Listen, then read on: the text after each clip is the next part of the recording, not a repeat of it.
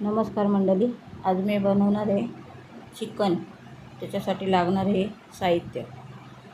आणि चिकन थोडंसं लटपटीत होणार आहे, एकदम ग्रेव्ही नाही आणि सुकंही नाही. त्याच्यासाठी मी चिकन धुवून घेतलं स्वच्छ. कढई गरम करायला ठेवली. त्याच्यामध्ये 1-1.5 पळी तेल घालून घेतलं आणि 10-12 लसणाच्या पाकळ्या ठेचून बारीक चिरून घेतल्या, त्यात घालून घेतल्या. लसूण चांगली परतली की मग त्याच्यामध्ये 2 छोटे छोटे कांदे घालून ते परतून घेतले आणि चवीनुसार मीठ घालून घ्यायचं. मीठ कांद्याबरोबर घातल्याने कांदा पटकन गुलाबी रंगावरती येतो. नंतर त्याच्यामध्ये 2 मोठे मोठे टोमॅटो मी बारीक चिरून घालून घेतले. टोमॅटो थोडे मोठेच घ्यायचे, कांदा कमी असला तरी चालेल. नंतर त्याच्यामध्ये अर्धा चमचा हळद घालून घेतली.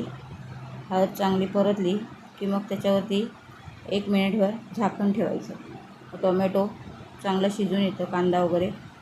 नंतर त्याच्यामध्ये कांदा खोबऱ्याचं वाटण ते थोडंसं घालून घ्यायचं.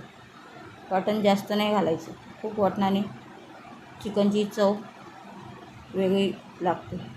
नंतर त्याच्यामध्ये 1 चमचाभर धना पावडर, अर्धा चमचा गरम मसाला आणि चवीनुसार लाल मसाला घालून ही ग्रेव्ही चांगली मिक्स करून घ्यायची.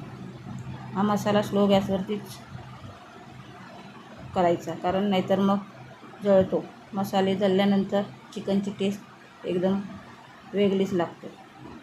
नंतर त्याच्यामध्ये मी चिकन घालून घेतलं आणि हे सगळं एकजीव करून घेतलं.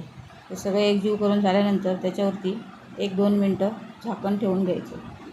मग चिकनला पाणी चांगलं सुटतं. थोडंसं वाफेवरती हे चिकन शिजल्यानंतर त्याला पाणी सुटतं आणि त्याची टेस्ट खूप छान येते. नंतर त्याच्यामध्ये आपल्याला ग्रेव्ही किती करायची त्या हिशोबाने पाणी घालून घ्यायचं.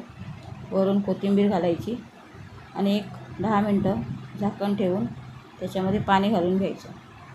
जर आपल्याला ग्रेव्ही जास्त ठेवायची असली तर हे गरम पाणीच वापरायचं, नाहीतर नको असलं तर काढून टाकायचं.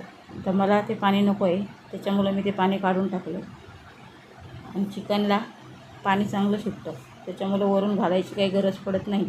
चिकन शिजलं आहे काय बघायचं आणि आपल्याला जेवढी ग्रेव्ही पाहिजे त्या हिशोबाने आपण करायची.